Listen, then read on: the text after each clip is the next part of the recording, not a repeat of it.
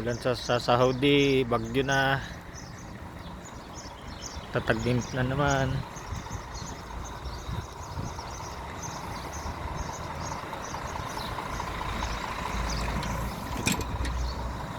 Umaha pa, walang drainage.